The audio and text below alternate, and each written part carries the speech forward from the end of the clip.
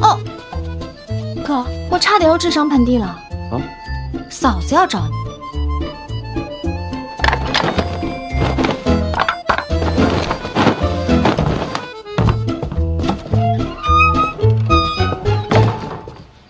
来啦。你猜到我会晚上来？范大人，你来我这儿，晚上比白天多。你这话说的，显得我不像好人啊。勋贵子弟拦路打人的事儿，我听说了，这应该是二哥暗中推动。我知道，都是被他当枪使。那些少年，你该打就打，该训就训，陛下撑腰，那些国公勋贵不敢怎么样。大不了你打完了，我再登门赔罪，好歹有个郡主的身份，他们打碎了牙也只能往肚子里吞。婉儿，咱俩真是珠联璧合。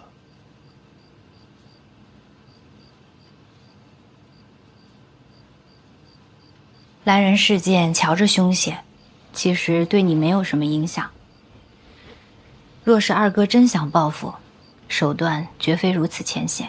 所以你觉得这只是表面的报复，让你安心，觉得他计穷于此，而真正的杀招暗藏其后。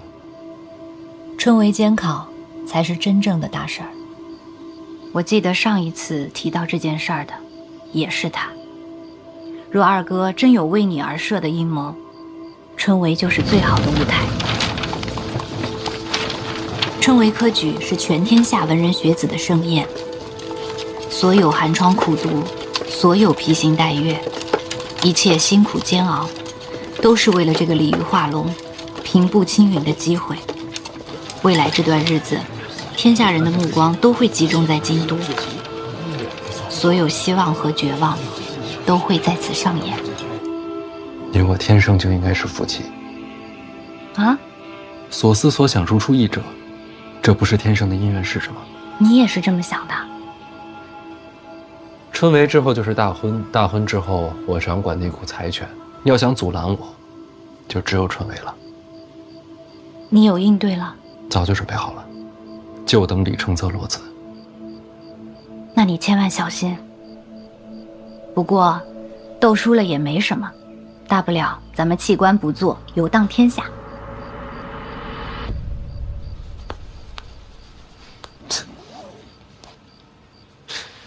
反正有你就行。别动手动脚的，羞坏了。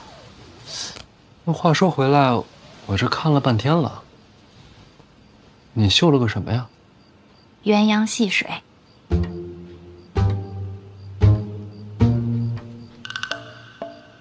这是鸳鸯。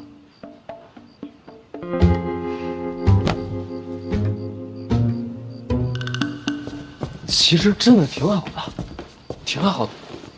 别找补了，确实是我的问题。以前学这个吧，就喜欢绣花草顽石，不喜欢绣活物。现在要学，确实太难了。那就不学了。来，喝水。这是要送你的，不绣鸳鸯说不过去。送我？成亲的规矩。怎么还有这种规矩？不成文的习惯，这不显得大家闺秀吗？那你以前没练？以前觉得自个儿活不到成亲。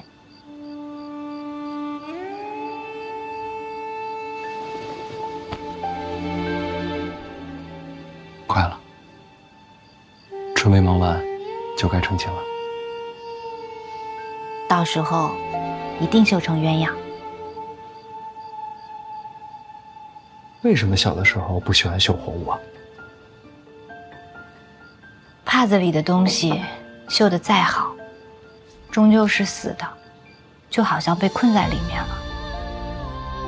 我从小被关在宫里，染着病，无处可去，看见他们，就想到自己，心里别扭。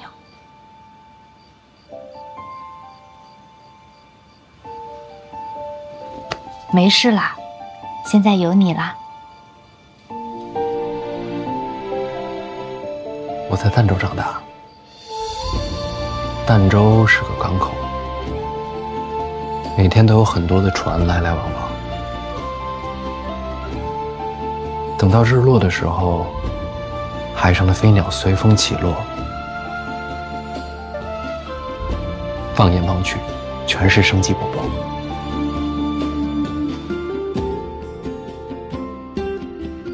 我从来都没有见过那样的景象。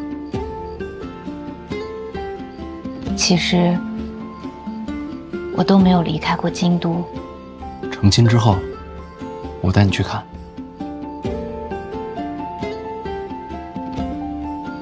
我一直有一个梦想，等到所有的麻烦都不再是麻烦的时候，我要带你看遍天下的美景。会有那么一天的。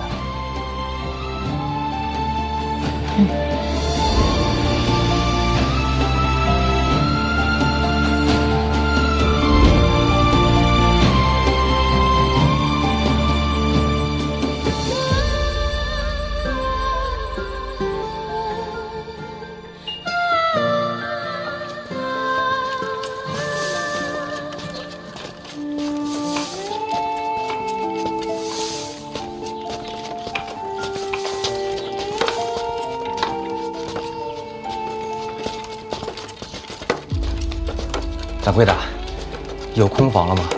我昨天来时客满，小二说让我今天一早过来碰碰运气。您稍等。史公子啊，正是史产力。您运气可真好，刚有客人离开，正好空下一处，四人合住。哦，不瞒公子，春闱就在眼前，现在在京都城内想找个住处，那可真不容易。四人合住虽是喧闹些，但房钱可便宜多了。公子也是来参加春闱的吧？啊，那肯定是。既是考生，能否看下官府发的文书？不是针对公子，春闱将至，京都管得甚严，我们呀要仔细记下细节。回头啊，府衙要来查看。应该的，应该的。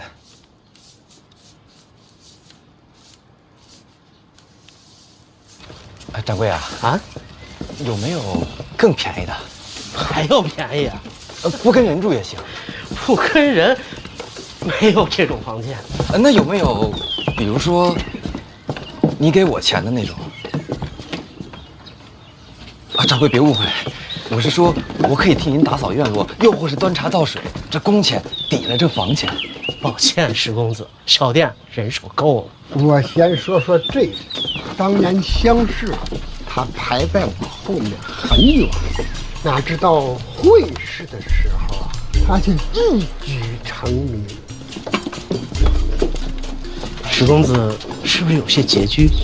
不瞒掌柜，春闱啊，太费钱了。那倒是有一条门路。掌柜请讲。有一位大人主持本次春闱，石公子若是能找到他，或许能帮你一把。主持春闱是哪位大人？范大人，别来无恙啊！听闻范大人适才经世，别人都是惊讶，可在下不这么认为。从见到范大人的第一眼起，我就知道范大人的才华绝非凡俗可比。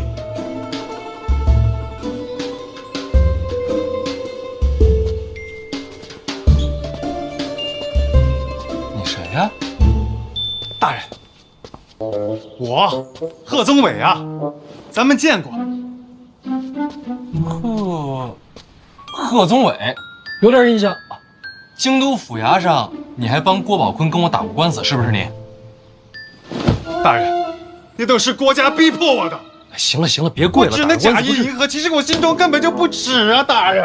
拉起来，拉起来。行了行了啊，咱起来说。来，谢谢王大人。那你说你是贺宗纬，但这看着跟以前不一样啊。哎，这相由心生，如今摆脱了郭家，心性已高远，只是整得豁达了一些。照你这么说，全赖郭家，与你无关。与我无关啊，大人。我这一直想着记录郭家的恶行，就想着有朝一日报与大人，为国除奸呢。那怎么也没报啊？这不是大人的动作太快了吗？这郭攸之都入狱了，而在下也逃脱了魔窟，这一切都要感谢大人。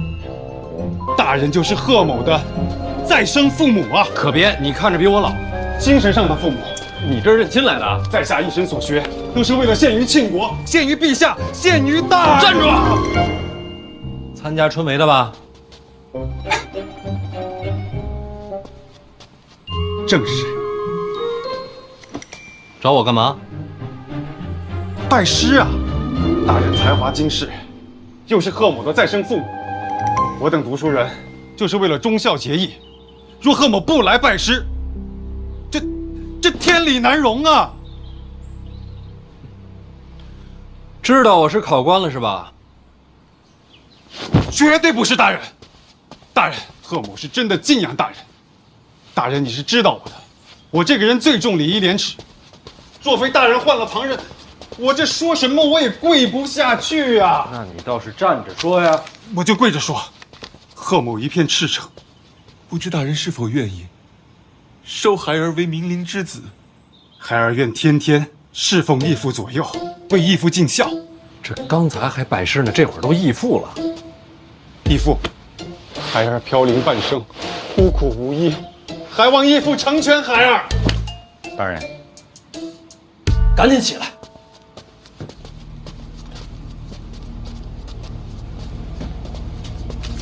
大人，一处刚送过来的密报，您还记得史家镇吗？当然记得，全镇被灭口那个。现在有活口了。石产地，史家镇被烧之前，他就来进京赶考了，所以他是整个史家镇唯一留下来的活口。昨天到了京都，按规矩呢，学子入住客栈需要核实身份。邓子岳得着信儿，立刻就递过来。唯一的活口。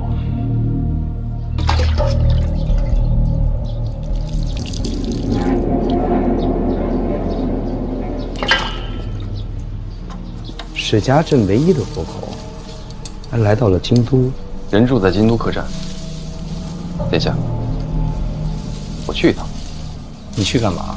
杀个学子，探囊取物一番。杀学子干嘛？不灭口吗？我跟你说过了，史家镇那把火不是我放的。可这终究是史家镇活口，范闲还盯着您当年跟北齐往来的事儿。那更不能杀了。你都知道了，监察院能不知道吗？就让他去查。其实我也想知道那把火到底是谁放的。人在哪儿？同福客栈，一处啊，已经悄悄地把那儿给围了，以防别人暗中动手。邓子岳做事还是仔细。等会儿，什么客栈？同福客栈呢？掌柜的贵姓啊？同福客栈，姓童吧？男的还是女的？男的吧。大人要想要个女的，我也可以给您想办法弄。边儿去，我什么都不想要。你可以走了。义父，闭嘴！读书人该有风骨。孩儿我趋炎附势，蝇营狗苟。贺宗纬，今日我不打你出去，就已经算是心软了。读书人不能做狗，也不该做狗。孩儿是真的敬仰你。滚！哎，孩儿先行告退。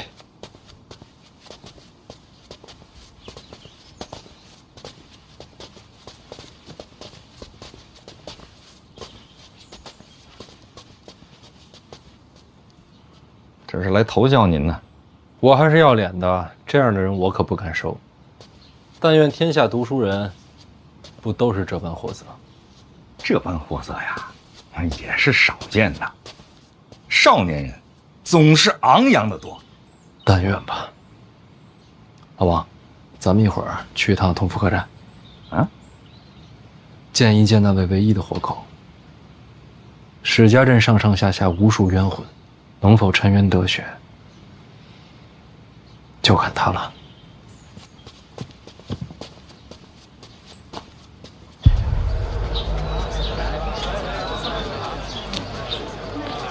读书人不能做狗，也不该做狗。话倒是好说，可人难做。酸辣，好喝的酸辣。留步。改日再聚。改日再续。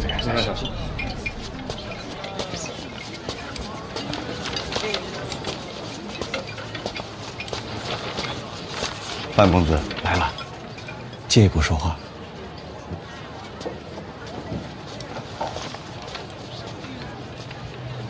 大人，石产力住这儿？正是，住的4人间，同屋还有3位考生，这是幸运。杨万里、程嘉林、侯继常，家事正在核查，很快就会有结果。还有大人，这是石产力入住客栈以来一言一行的详尽记录，请过目。这都查了？未雨绸缪嘛，万一大人用得上。还喝酒了？与3位考生相谈甚欢，喝了几杯，酒量倒是一般。这会儿人不在客栈？是，人正在考院。离考试还有那么多天，这会儿去考院做什么？在砌墙。砌墙？用点心啊！来，强拿轻放。慢点，好嘞。后边行，别碰坏了啊！慢点啊！大人请看，这些都是参加今年村委的考生。那边过来2个。他们这干嘛呢？帮礼部翻修考院。翻修考院？那不是工匠的活吗？怎么让学子干？是。礼部尚书郭征郭大人提议的，说是学子众多，家境不同，京都物价甚高，贫寒学子活得艰难。所以说，这工钱与其让工匠赚，不如让学子赚。正是，自愿参加，既可以提前感受考院的堂皇气象，又可以挣些银两维持生计。那这么看来，这位尚书还蛮体恤民情的。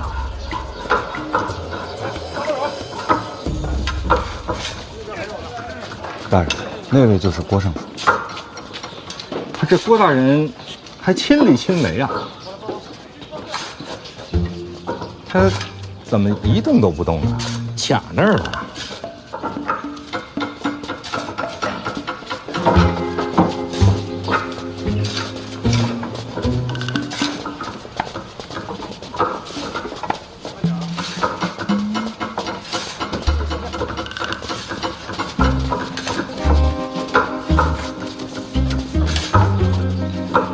这儿有一个画室。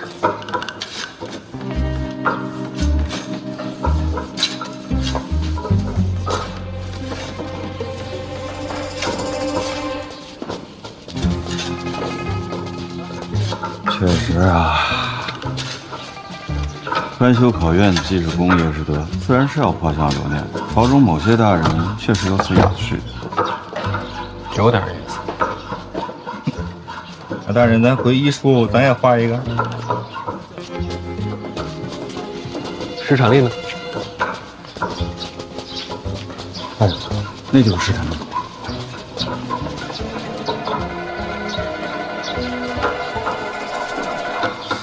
他这也是画像呢？这没看着有画师啊。部位倒是不严。部位自然护的是尚书大人，没人在乎这些缺字。这边再过来2个人。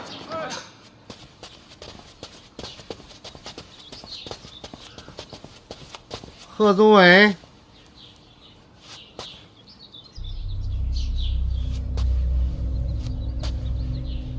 想不想入官场啊？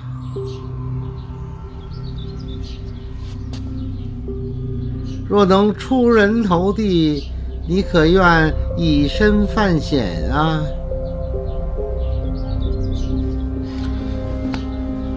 敢问阁下是？大家都小心点啊！哎，好，谢谢大人。李兄，阁下是？师兄把我忘了，咱们见过的呀。咱们见过吗？师兄是不是住在同福客栈？那倒是，4人同住。没错。家在边境，史家镇。你怎么都知道啊？你跟我说的呀。我跟你说过啊？那天醉酒，咱们聊过几句。啊。那晚有兄台吗？在茅房的时候。啊，那晚我喝多了，没记事儿。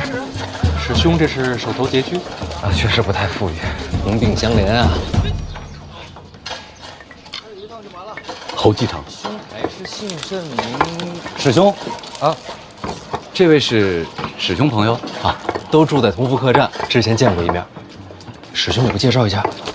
哦，这位是我同屋的侯兄，侯继承。侯兄好，在下姓范。范啊，范兄好，同住一家客栈便是缘分。我是不是打扰到二位谈兴了？哦，那倒没有。就是刚才看见师兄一直握着手里的青砖在那发呆，不知为何呀？我也看见了。师兄啊，我来之前是怎么跟你交代的？大老远就看着你坐在那儿盯着2块砖一动不动。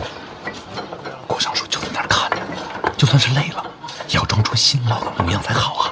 啊，我倒是不累，就是砖啊很奇怪。啊？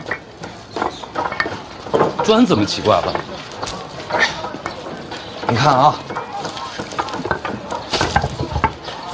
这个是拆下来的旧砖，这一片是要换上的新砖，所以呢，新砖、旧砖，听出来吗？这旧砖听着像敲铁，铁，这是上好的金砖，金砖的价格极为昂贵。而这要换上去的新砖，都是非常普通的砖块。哎，还有你们看，这拆下来的柱子，这可都是金丝楠的呀。你再看这要换上去的柱子，啊，这叫什么？这就是木头，太普通了，极为普通。所以我就不明白了，这礼部翻新考院，为何换上去的反而更差呢？师兄如何懂得这些？啊。我家乡都有行商，这些我都亲眼见过，绝看不走眼。师兄，此话切不可再讲。为何呀？考院翻修是由郭尚书亲自建立。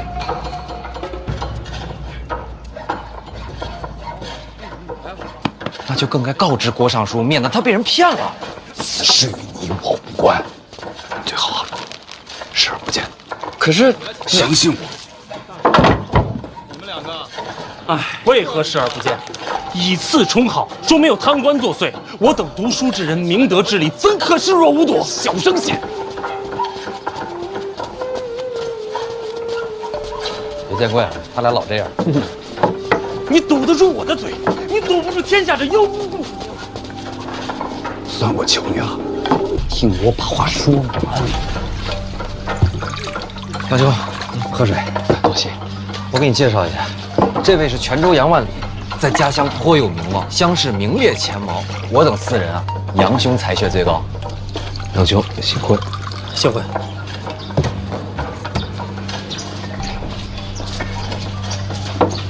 我这就去。你少读些书吧。就算是告发，我们的话谁会听啊？听说小范大人，现在你认识小范大人吗？我可以认识。郭尚书认识小范大人吗？那是自然。你们2人谁和小范大人熟络？郭尚书。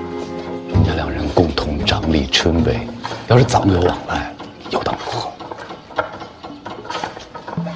我明白你意思了。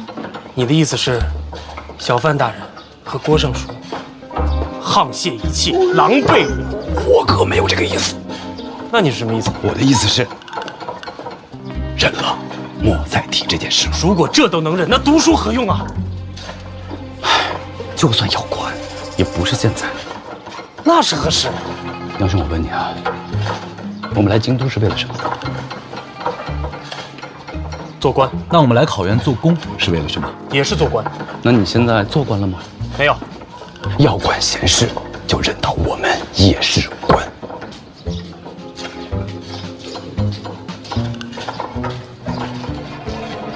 读书人何至于此？因为都是这般。告辞。哎，杨兄，杨兄，明明是个书生，跟个莽夫似的。哎，老兄，你刚才说这来这做工也是为了做官，何意啊？啊，没有，生活拮据，赚些吃饭钱罢了。除了钱财，侯兄在来之前还交代过我们这其中的关键。师兄，无妨。师兄都是学子，是懂得分享。侯兄说了，咱们来做工不仅仅是赚钱，也是为了露脸。露脸？咱们这些来做工的学子都会在册上留下姓名。郭尚书本人就在现场，咱们最好能让郭尚书记住咱们的名字。记住名字？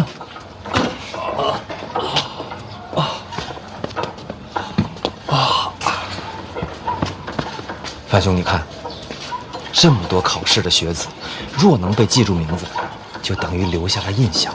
到时候看我们的考卷，说不定就能多看一眼。还是侯兄想的长远。如若不然，我们这些人哪有机会上榜啊？春闱考的不是才学吗？才学没有用，我们身份低微。这跟身份有何关系？范兄有所不知啊，每年春闱有多少学子？怕是成千上万吧。可是每科取的人就只有那些。街上满是传言，朝中大员挑几个，宫中定几个，太学再选几个，然后再选些名士，剩下的还有多少可选的？这还没考呢就选人了？那些有钱有背景的，先拜山里，一睹头效，将来都是同僚，那些大人物自然要提拔自家门生。那有什么用啊？到了考场上，不还是拼才学吗？有人关照，胜过文思泉涌。依你所言，这科举春闱，不就是给朝中的高官挑狗吗？杨兄慎言呐，小心身家性命啊！范兄也是啊，听过就好，别惹祸上身。考前内定，考场如过场，这不就是舞弊吗？本来就是。小声一点。可我也在想，若真如此，为何无人告发呀？告谁啊？那堂上的，他不也是个官吗？那公平在哪里？什么东西？公平啊！哪有这种东西？若没了公平，这春闱不就是场笑话？也许等我们金榜题名，就能改变这一切了吧？程嘉林呢？啊，问乔史料呢，我叮嘱过他了，不要乱说话。这想想啊，是真没意思。干活去了。师兄，谨言慎行。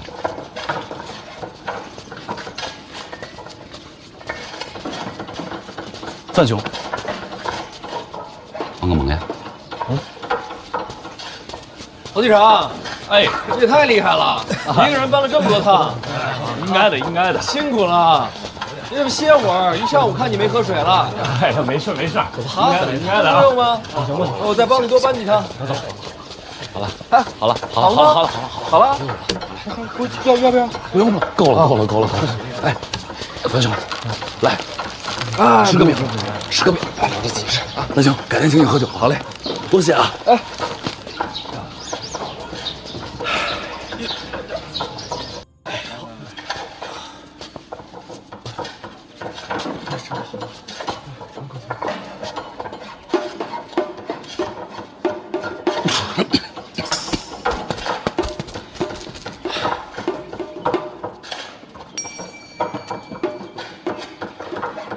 小范大人，郭尚书认得我。朝堂之上见过小范大人的英姿。那个，这次春闱郭尚书才是主官，可别喊我大人。小范大人前途无量，他日必将一飞冲天。小范大人怎么来考院了？路过也想见见郭尚书。郭某也早想结识小范大人。快走！不必辛苦。顾尚书我就问你一句，请讲。这考院翻修，石料砖块以次充好的事儿，你知道吗？也不是太次，也都经久耐用。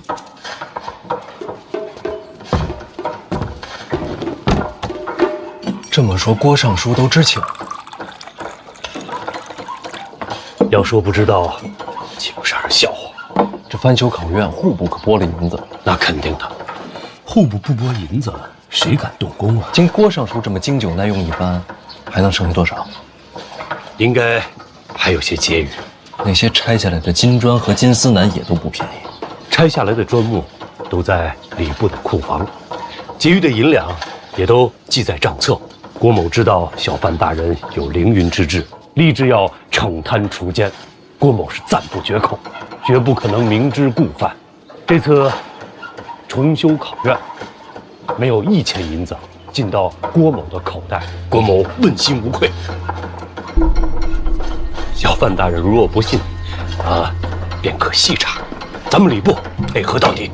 钱在账册，都在，砖木在库房，绝无缺失。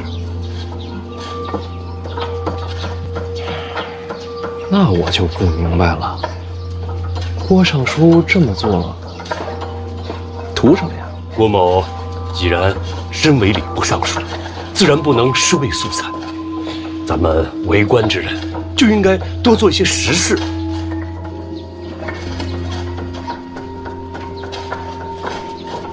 懂了，这翻修就是实事，实事就是政绩。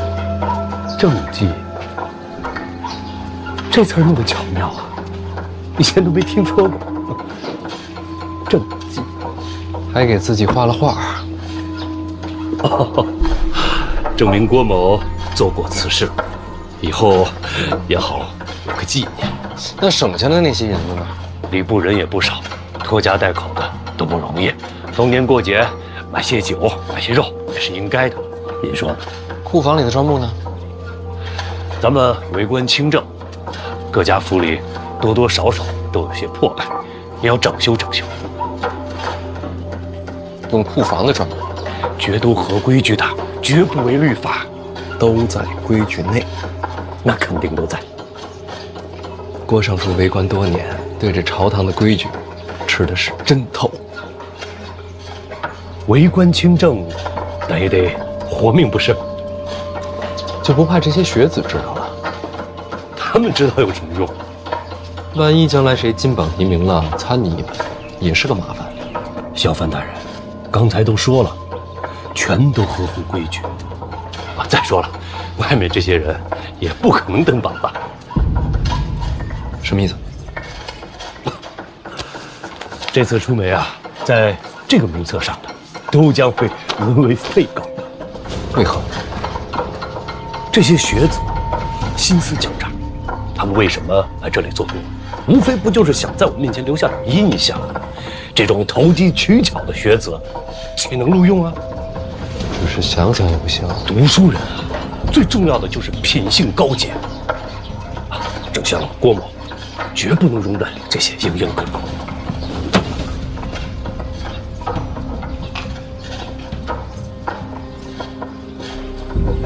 若非门外的学子有大人的门客，只是想给这些学子留条活路。小范大人，品性最重要。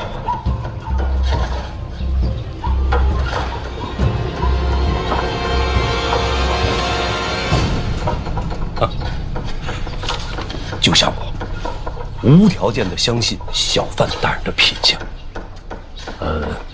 您想做什么？我没意见，按你的来。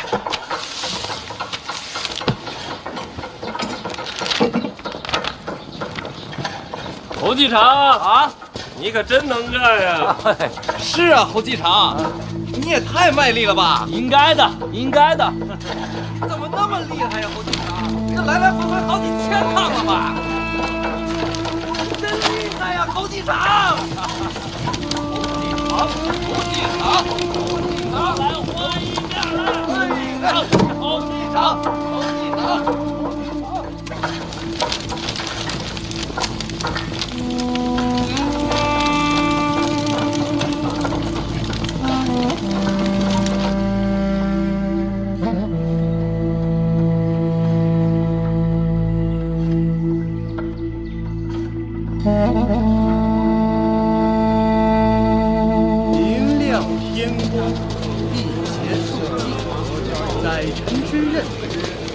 张善战有道，积浊饮情乎善。君子之道，造端乎夫妇，及其志也，达乎天地。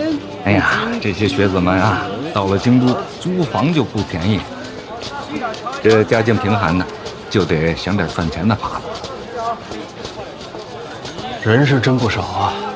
那是啊，天下读书的种子，这会儿都在咱京都了。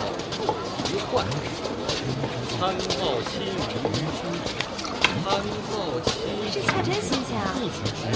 快看！还有这岁数来考的，这肯定是考了好几回的，每一次都抱着希望来。大浪淘沙嘛，总有那不能如愿的。对于他们来说，春闱是什么？那是国之恩典啊。还有呢？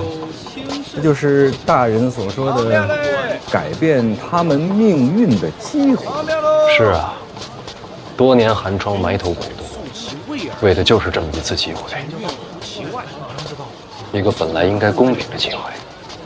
素富贵，行乎富贵；素贫贱，行乎贫贱；素夷狄，春闱舞弊，你听说过吗？哥们，够肥的，这监察院的吧？这一看就不是跑远道的。我就没拿东西，要不然我就别跟我打岔，我就随便问问。在上位，你随便说说。下，在下位学上，正己而不求于人。那我就随便说说。则无怨。这春闱之前呀，很多学子那都已经登门拜师、卖身投效了。这些人考都没考，就把前程定了。考场不过就是走个过场。来百公里，柔远人也，怀诸侯也。修身则道立，贤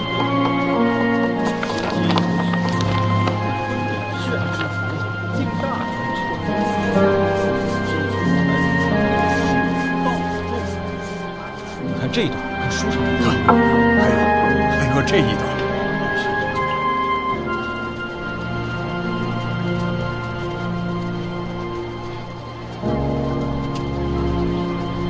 那他们呢？他们呀，哎呀，没这个命。这些事儿，监察院不知道吗？多少也知道些。不是监察百官吗？这都不查。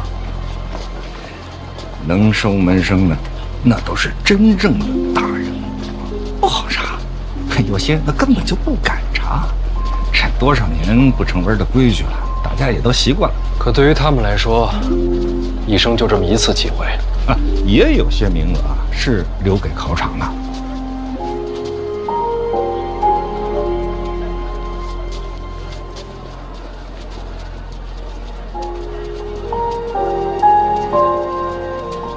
这不公平。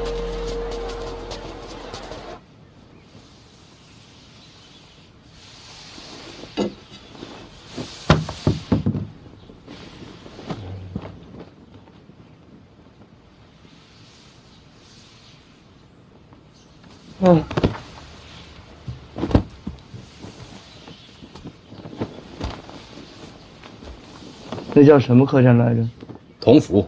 范闲去了？去过了，人没在，又去了考院，找那个什么史产力，见过了，不过好像没怎么聊。咱们的人远远看着，说史产力神情不见悲痛，这史家镇全灭的消息，他应该还不知道。什么都没告诉他，那去干什么呀？是啊，白跑一趟。也不知道这范闲到底在想什么。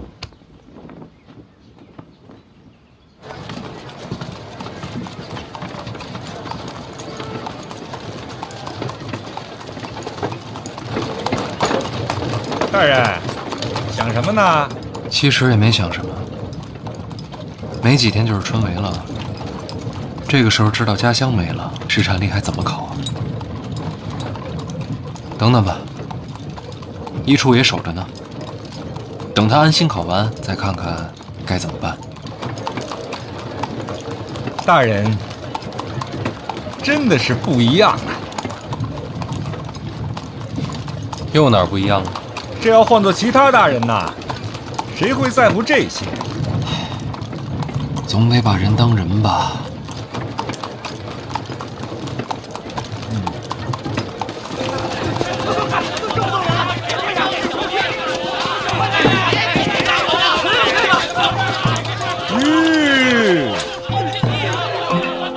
到家了吗？您快下来看看吧。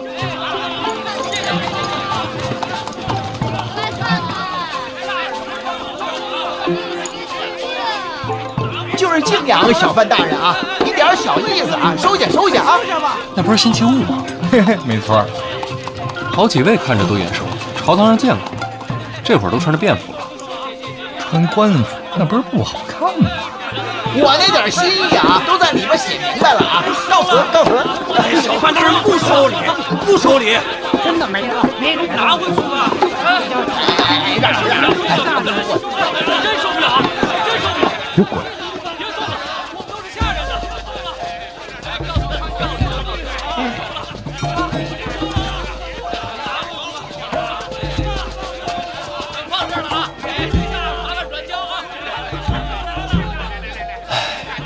这都是为了春闱啊！嘿，可不是吗？走吧，绕后门。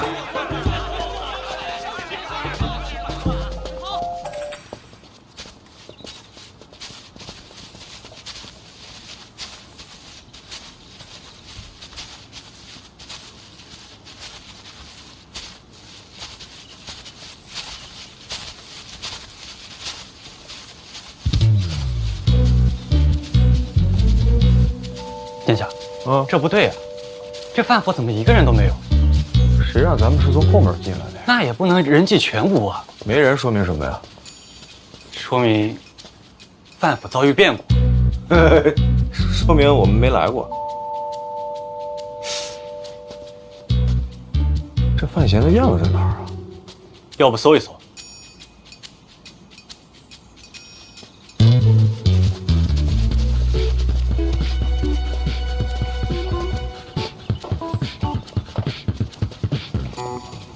哎，哎呦！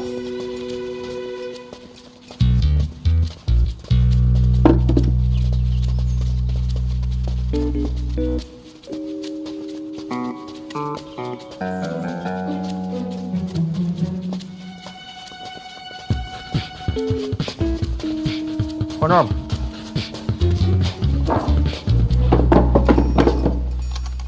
原路返回，府外等我。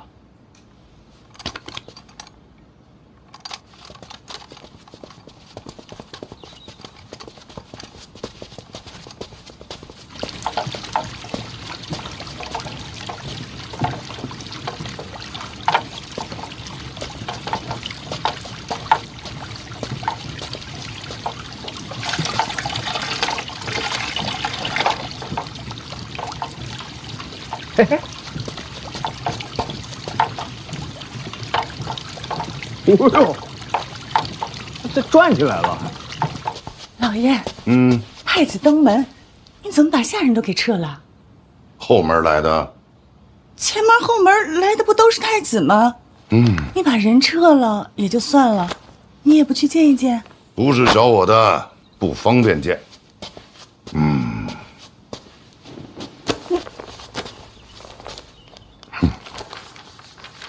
官场浮沉，哪个字最重要？哪个字啊？稳。且扫门前雪，休管他人霜。与己无关之事，少掺和最好。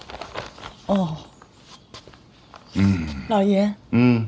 那太子亲自登门寻范闲，为了何事啊？还能有什么事？春闱将至，打招呼来了。那为什么走后门呢？自己好好琢磨。别动啊！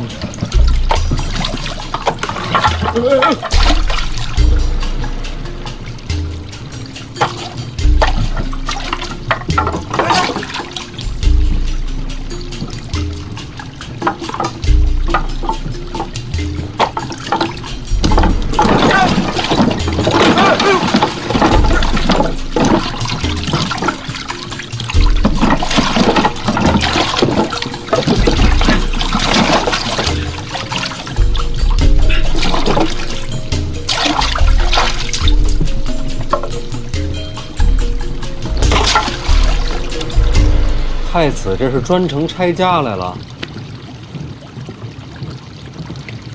大兄，对不住啊，刚才这东西它不转了，我寻思帮他一下，结果可能帮猛了。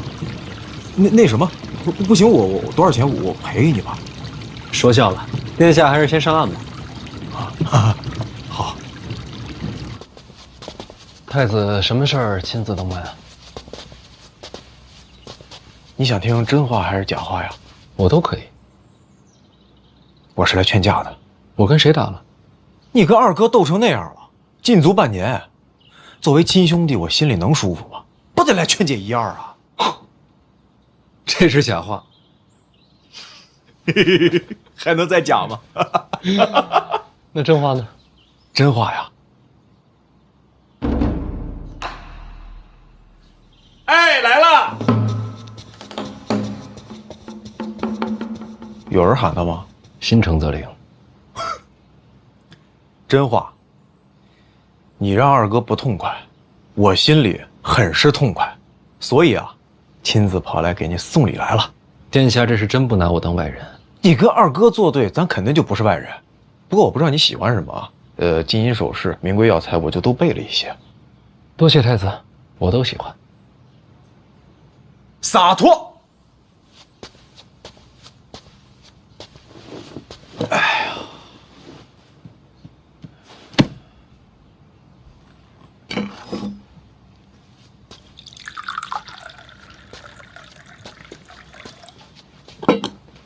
太子殿下不是专门来送礼的吧？主要是送礼。主要啊，还有一点小事。有多小？几个小小的名字。那春闱使胡明、超路是由你监督的吧？到时候这几个名字帮我扫一眼。殿下是想要我做什么？什么都不用做呀，抄录的时候什么都不用做就足够了。也没什么别的事儿了，我先走了啊。本来啊，这都是我下边人过来送的，后来我一想，咱是自己人，我也想你了，就亲自过来了，也显得用心。殿下真是用心了。哎，史家镇有活口啊，这都听说了。这事儿跟二哥走私有关系，我自然惦记在心里。后来怎么样了？那人是个考生，暂时没说，想等着先让他考完。按你说的办，我先走了。哎，莫送，我能找出去，反着箭头走就好了嘛。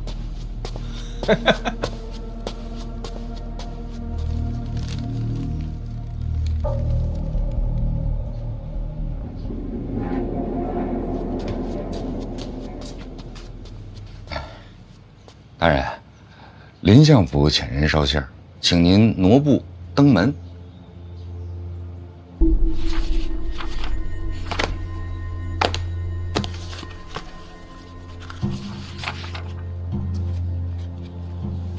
相爷，您瞧瞧这个可以吗？可以。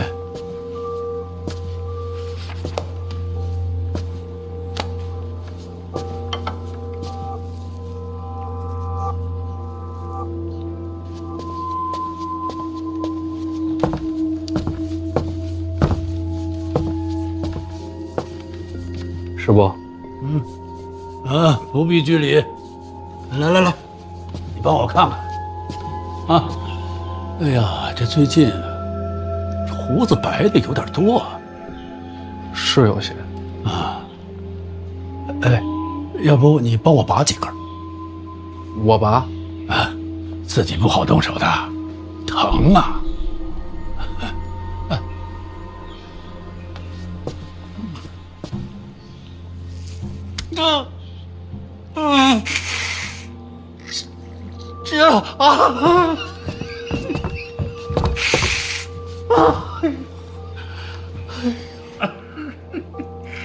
来，再拔，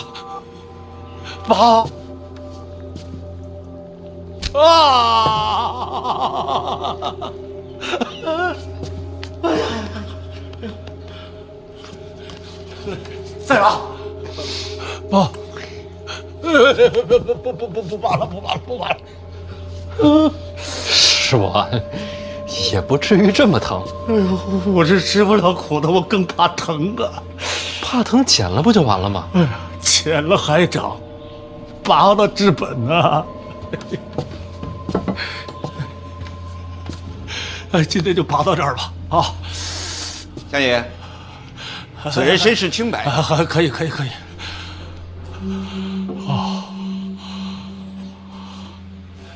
范闲，你看我这胡子还算齐整吧？精致。这做官啊，跟做人一样，细节处要留心。最要紧的是不露破绽。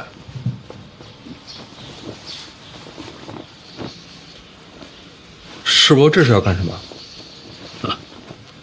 大宝爱吃红果，给他挑点好的。大宝吃起来嘴急，我怕里边的糊啊硌着他。小范大人，下人做这个，相爷啊总是信不过呀。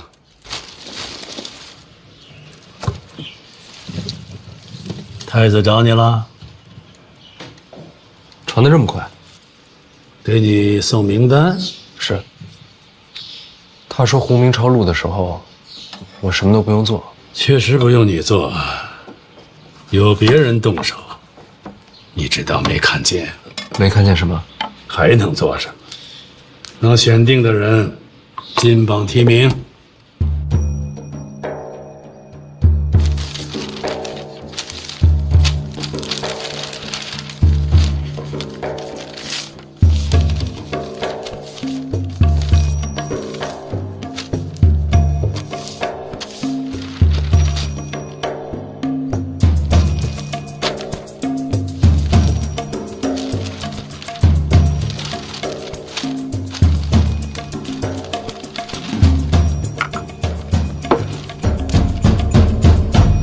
胡明抄录的时候，就把人选出来。选中的人必定上榜。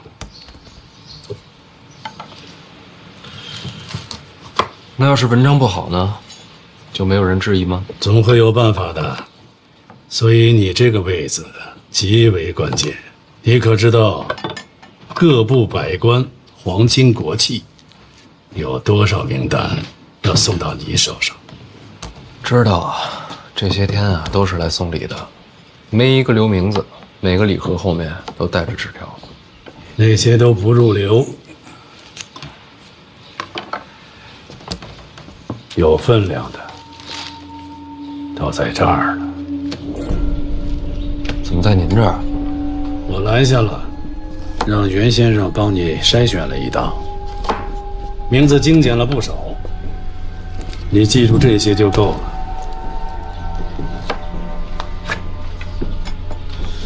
不是春闱吗？就不能各凭本事吗？这不仅仅是名字，更是人情世故。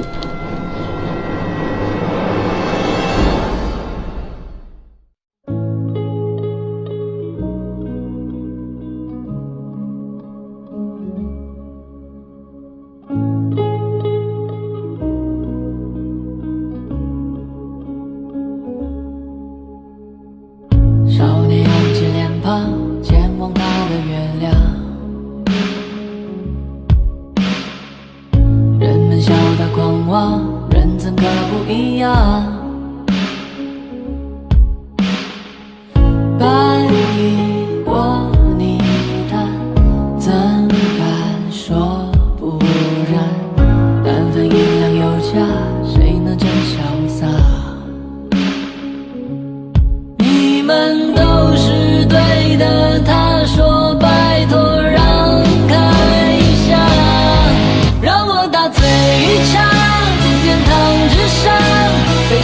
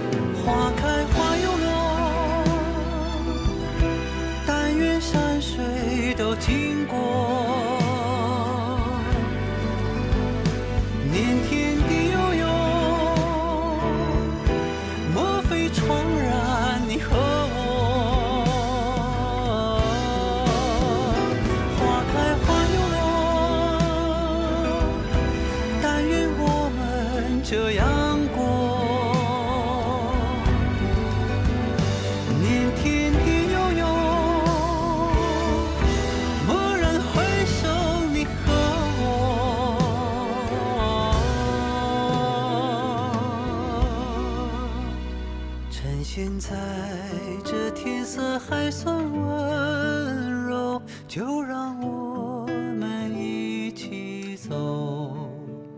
就算那前方的风雪一瞬间就染白我们的头。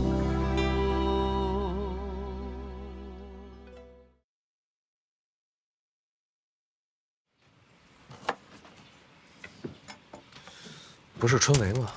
就不能各凭本事吗？这不仅仅是名字，更是人情世故。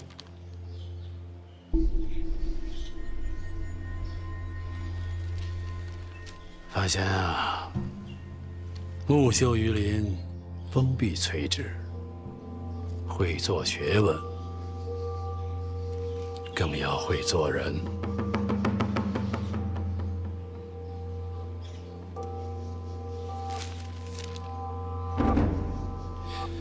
慢慢就习惯了。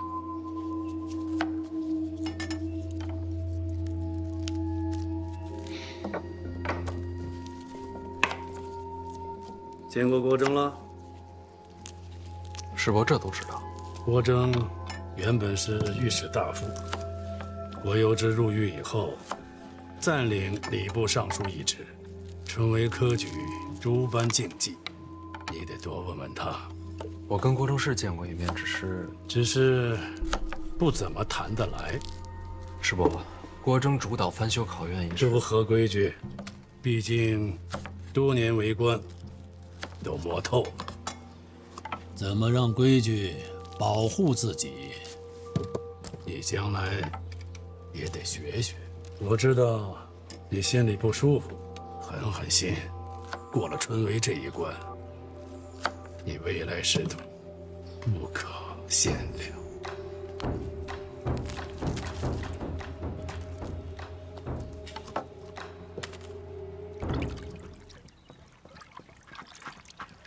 太子去见他了，坐着。是。之后范闲又去了林相府上，上赶着打招呼啊。殿下，咱们这儿也好几个呢，要不然也送一份。今年不了，这可都是对您效忠的学子。今年凭运气，这坑都挖好了，咱们可不能自个儿往里跳。哎，你说，今年春闱范闲会按照往年的规矩行事吗？多年的约定俗成，谁还能坏了规矩啊？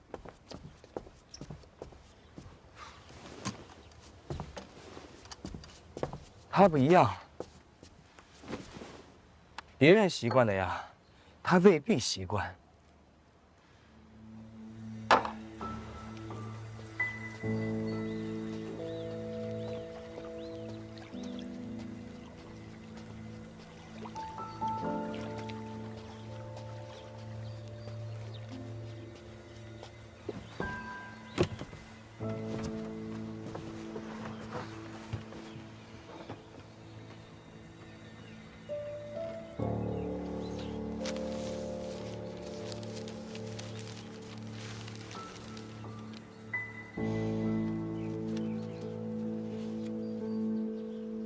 老王，在呢。刚听说春闱舞弊这事儿的时候，我还真动了心思，要把陈科击毙一扫而空，还天下学子一个清白公正。大人是忧国忧民呐。可才这么一会儿，太子和林相就把名单递到我手上了。我能怎么办呢？要跟老二斗，离不开太子的支持。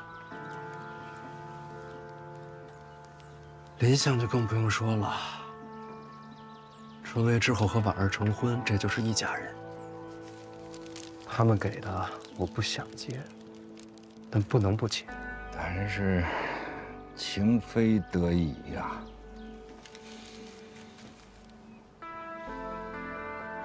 你知道林相跟我说什么吗？说什么了？他说所有人都习惯了，让我忍一忍。我若是忍了，将来也就习惯了。所有人都习以为常，我又何必去当什么出头鸟？我此刻出了头，那就是满朝皆敌，刀剑如雨。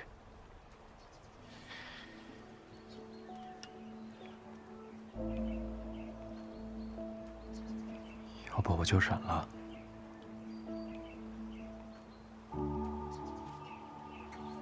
大人前途无量啊！凭什么所有的祸都要我来闯？凭什么我就得面对众叛亲离、人间荣誉？老王，我就是个普通人，我没那么特别，我也没那么勇敢，我也没那么正义。大人问心无愧啊！本来就问心无愧，我本来就问心无愧，犯错的又不是我。大人，没有人与您争执啊！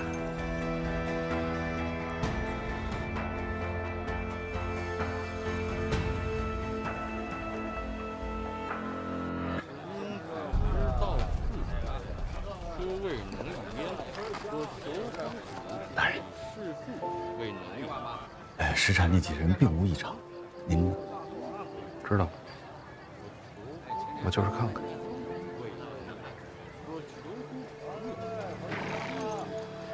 大人自己去。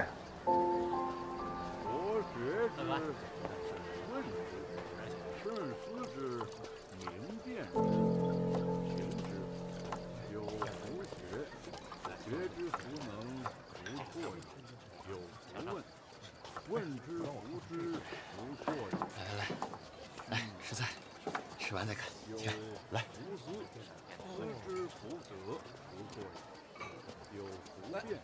杨兄，你是范兄？是。杨兄怎么不上桌？这是自家带的，不好意思占店家位子。这是借书下饭吗？怎么不在屋里读书啊？范兄，这屋内烛火是要收钱的，这儿不用。杨兄有些拮据。范兄说话太委婉了，就是穷。小二，哎，来份烧鸡，来盘牛肉，来壶酒。客官您不上桌吗？上什么桌啊？就这儿挺好。哎，好。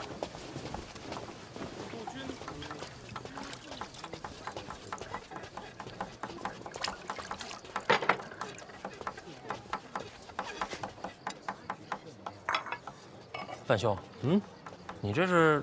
啊，相识就是缘分，咱俩喝一杯。这怎么好意思啊？你将来回请我就是了。哎，不必如此。一饭之恩，当谢了。哎，二位客官，慢用啊！哎，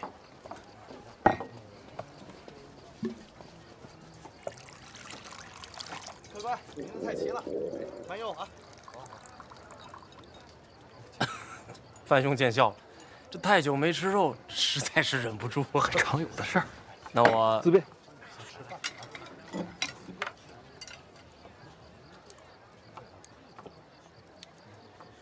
之前在考院听杨兄说，你想做官。我们来京都是为了什么？做官。那我们来考院做工是为了什么？也是做官。想，做梦都想。是为了录取功名，光宗耀祖？不是，因为我忍不住。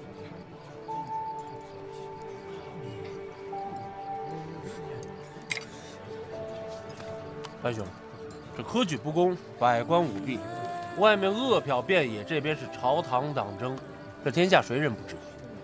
可是呢，还是一片寂静。这侯兄让我忍，可我想，如果这世间不公我也能忍，这圣贤书不就成了废纸一堆？所以范兄，这世上总要有人撞个头破血流。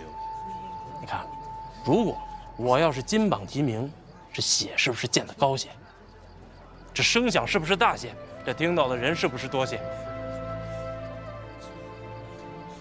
我想做官，是因为我不想认。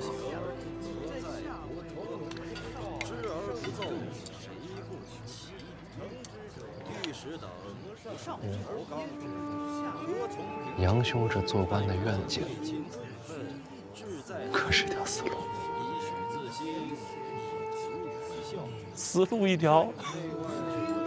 可是万兄，有这人读书读傻了，认死理儿。见笑啊！杨兄，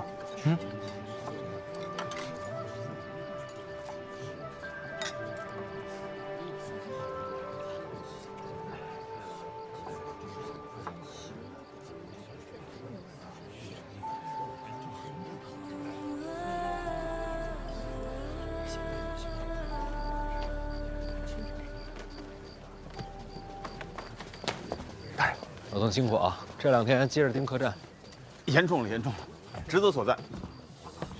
走，咱们走，回府啊，去监察院。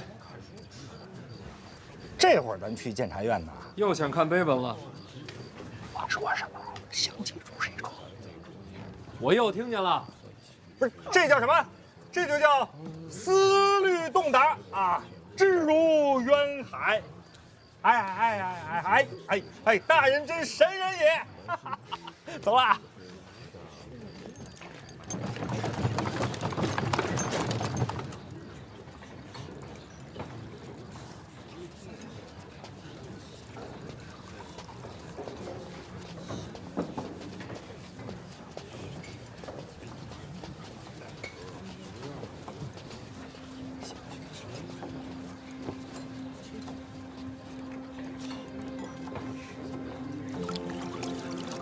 思君令人老，岁月忽已晚。弃捐勿复道，永立家餐饭。